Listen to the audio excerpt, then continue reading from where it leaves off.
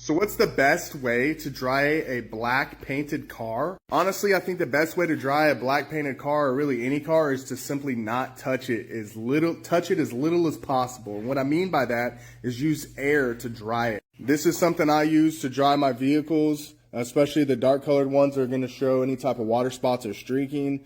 I use that, and I also use a drying aid. The one that I'm using right now is called Formula 4 by Superior Products. That's going to help everything kind of bead up, and that way I can just blow off the droplets.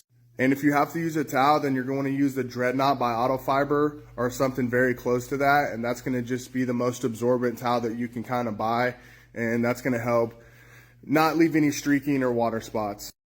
Griot's Garage products are pretty good. They're manufactured in Plainfield, Indiana, which is about 20-30 minutes from my hometown. I've never used one of their products that wasn't a quality product.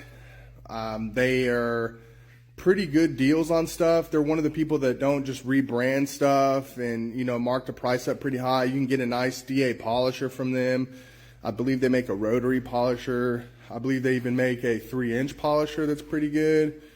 So overall, I don't have a bad thing to say about Griot's Garage. If that's your cup of tea, then go ahead and drink it, I guess. What's a good way for getting water spots off a car?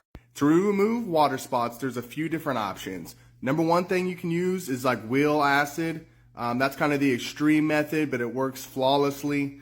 You can use something like Masterson's. I've done a few videos on that before. Let me see if I can find the product. Yes, you can use Masterson's wheel and rim gel. There's other products that are a little bit more extreme, a little bit more acidic.